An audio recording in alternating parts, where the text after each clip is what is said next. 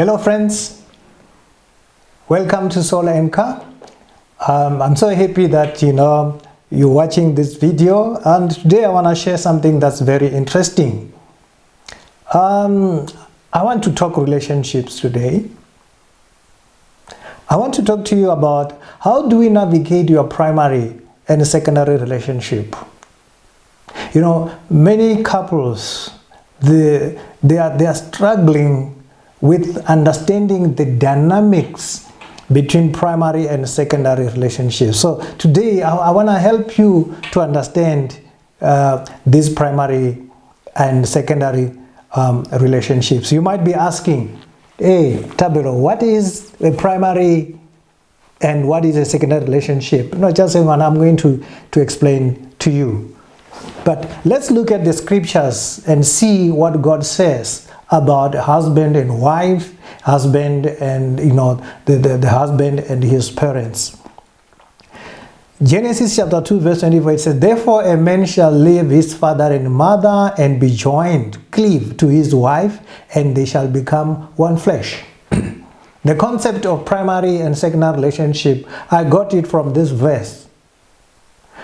Because if you look at this verse, it tells us there's a time where a man is with his father and mother.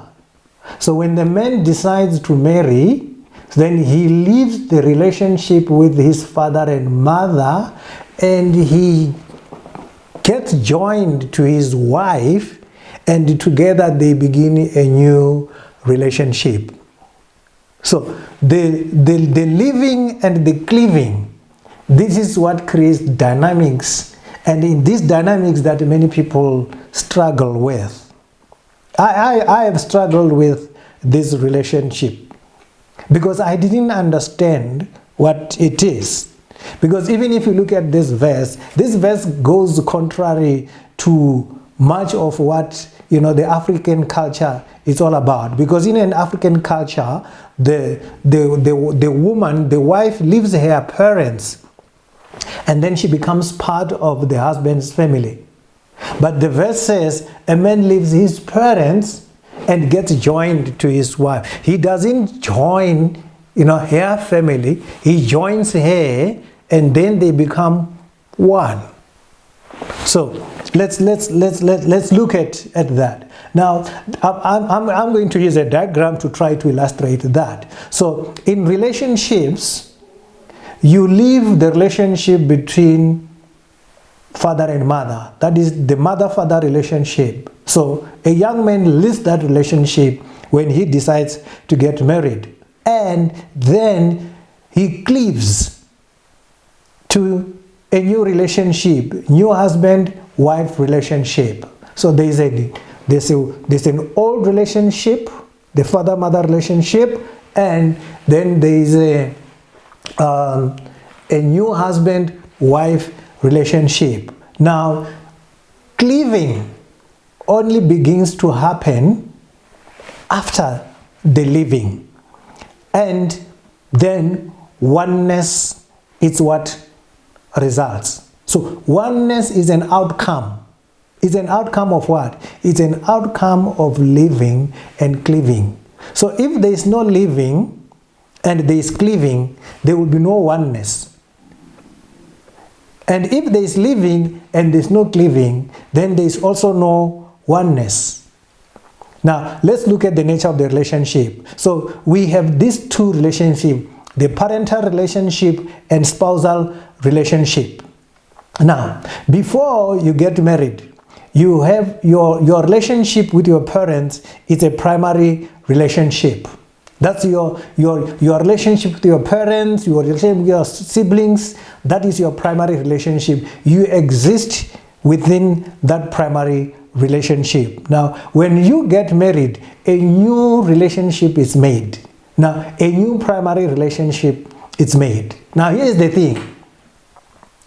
When a new relationship is established, when a new primary relationship is established, the old needs to change, because you cannot have two primary relationships at the same time. If you try to have two primary relationships at the same time, you're creating problems. You are sabotaging your relationship with your spouse. Now, this is what then happens. The primary relationship, your old primary relationship, it then transforms, it evolves, and it becomes your secondary relationship. Now, what then happens is you now have a primary relationship and a secondary relationship. You still relate. And in this new relationship, you need to take full ownership of it, full responsibility of it, and full accountability. This is God's expectation. Maybe you don't understand this. If your parents are still married, their relationship is their primary relationship. Their relationship with you, your relationship with them is secondary. Their relationship is their primary relationship. They need to take full ownership of it. They need to take full responsibility for it and full accountability for it. God is going to evaluate them on how they did in their primary relationship. And now that you are married and you are in this new primary relationship, God expects you to take full ownership, full responsibility, and full accountability. And He is going to evaluate you on how you do on your relationship with your spouse. You are not going to account for your relationship with your parents. And your parents are not going to account for your relationship. You account for your relationship, they account for their relationship. So for each primary relationship, God demands accountability. Now, this is the other thing that's very important.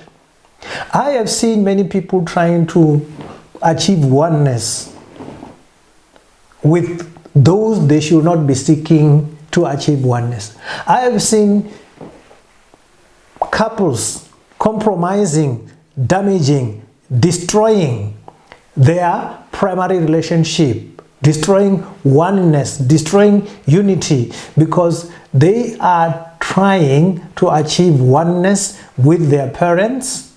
They are trying to achieve oneness with their children. They are trying to achieve oneness with their siblings. Now let me tell you, maybe this will shock you a little bit. You cannot achieve oneness with your parents. You cannot achieve oneness with your children. You cannot achieve oneness with your siblings. There is no any other relationship where oneness is the outcome other than with your spouse. So if you seek to achieve oneness with your parents, you are going against God. You are violating a spiritual principle. Oneness can only be achieved with your spouse. That is why God, in fact, I should have said to you, I should have told you that, you know what, the marriage relationship, that primary relationship, is a prophetic relationship. Because why do I say it's prophetic? It's prophetic because Adam says, therefore a man shall leave his father and mother and be joined to his wife, and they shall become one. There was no father and mother when Adam made that statement.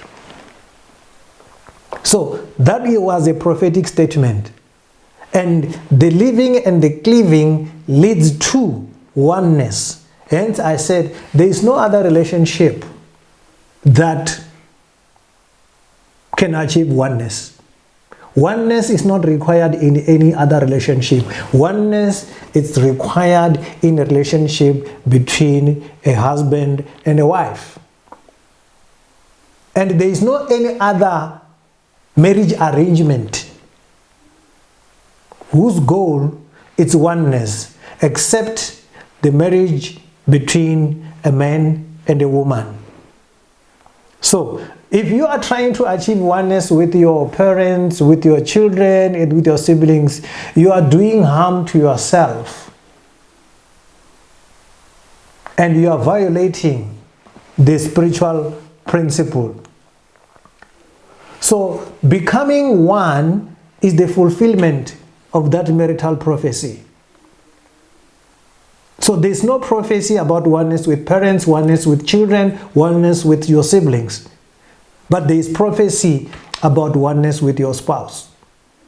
So you can undo when you try to achieve oneness with your parents, with your children, with your siblings, or with whoever. You are trying to undo what God has said. And remember, God upholds, He exalts His word above His name. God will not violate His word. God will always choose His word over your choices. So it's so important that you take care of this. And the other thing that is very important for this relationship, I'm going to use this diagram to show you. That's you. When you get married, somebody comes and occupies that space. So this space, this is you and the Lord Jesus Christ. This is you and God. Then, before you get married, that's you and your parents and your siblings. But when you get married, your wife comes and occupies the space that your parents were in. So your parents and your siblings, they move out because their relationship is no longer primary, it's now secondary. When children come, the parents and the siblings move out. Even friends, they move out.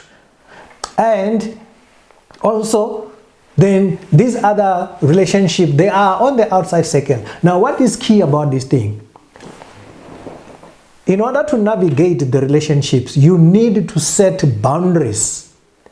There must be intimacy boundaries and there must be relational boundaries. All other relationships must be outside of the circle. All of them, they must be outside of the circle. Many couples are struggling. Why? Because they are not managing their relationships. Everybody can come into that inner circle. The inner circle is the sacred one. That's for you and your wife, or that's for you and your spouse. Other people should not come in there. Even if they are invited to come in, they are invited to come in for a moment and then they must go out. If you allow other people to come in there, your relationship is not going to survive. Now, the last thing that I want to leave with you is adherence to the relationship principles. There are 4 principles. The principle of living, that you must live. Leave the primary relationship with your spouse and start a new primary relationship with your you leave your primary relationship with your parents and then you move full-time into your primary relationship with your spouse. So you leave, and after leaving, you cleave. You can't leave and not want to cleave, because if you don't cleave, then you're not going to achieve oneness. Oneness, this is achieved between you. There's strength in oneness. There's power in oneness. So that's another principle. Purity.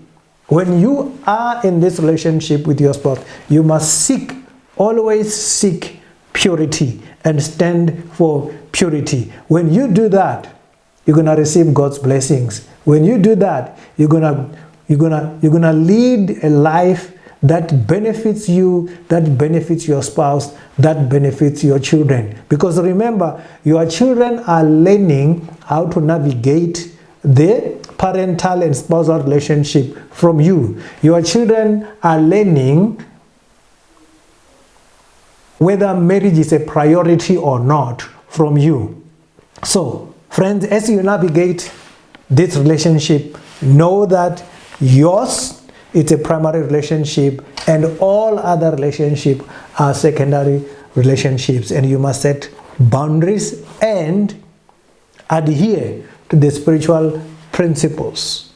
Thank you so much for listening, and don't forget to subscribe, and you will get notification when we upload new videos. Thank you so much for listening. God bless you.